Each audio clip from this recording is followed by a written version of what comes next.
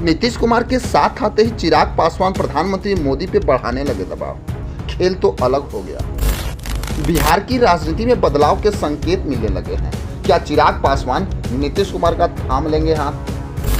भाजपा के चाणक्य अमित शाह और प्रधानमंत्री मोदी कभी सोचे भी ना होंगे कि चिराग पासवान नीतीश के साथ हो जाएंगे। चिराग पासवान की समय बिहार की राजनीति में धमक इतनी बढ़ गई है कि अब भाजपा के चाणक्य अमित शाह भी एक बार सोचने पे मजबूर हो जाएंगे।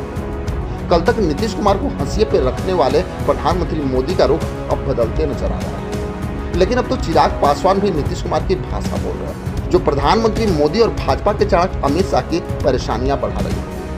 वैसे तो भाजपा अभी तक चिराग पासवान को अपने पाले में सेफ मान रही थी, लेकिन चिराग पासवान के दो बयान ने भाजपा को बैकफुट पे ला दिया है।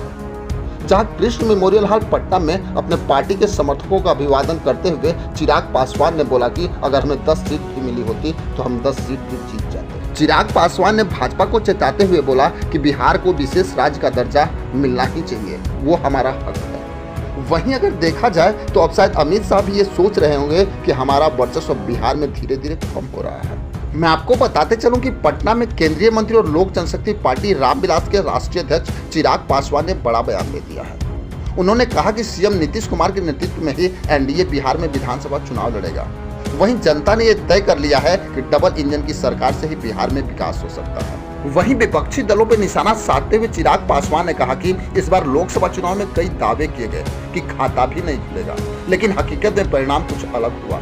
आज ये सबके सामने है। हम लोग अधिकांश सीट बिहार में जीत गए और मेरी पार्टी ने 5 में से 5 सीटें जीती। मैं आपको बताते चलूं कि हाजीपुर लोकसभा सीट से चुनाव जीतने के बाद चिराग पासवान रविवार को पहली बार सुभाष चौक स्थित संस्कृत महाविद्यालय में अभिनंदन समारोह में शामिल होने के लिए पहुंचे थे।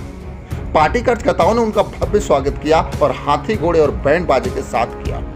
चिराग पासवान ने सबसे पहले पासवान चौक स्थित अपने पिता रामविलास पासवान की प्रतिमा पे माल्यार्पण भी किया। वहीं चिराग पासवान ने हाजीपुर में कहा कि जिन लोगों ने मुझे आशीर्वाद के रूप में वोट किया था उनका धन्यवाद, और जिन लोगों ने मुझे आशीर्वाद के रूप में वोट नहीं दिया उनका भी आने वाले 5 सालों में दिल जीत लूंगा। वहीं चिराग पासवान ने आगे कहा कि हाजीपुर लोकसभा क्षेत्र के सभी मतदाता मालिकों का बहुत बहुत आभार व्यक्त करता हूँ। आज भले ही मैं केंद्र में मंत्री हूँ, लेकिन सिर्फ आपके लिए बेटा और भाई बन के ही रहूंगा।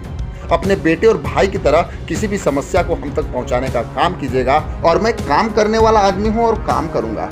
खैर ये देखना बड़ा दिलचस्प होगा कि चिराग पासवान की इस बयान के बाद भाजपा में क्या बड़ी मस्ती है। आप अपनी राय हमें कमेंट बॉक्स में जरूर लिखेंगे। बस आज के लिए इतना ही, फिर मिलेंगे। जय हिंद।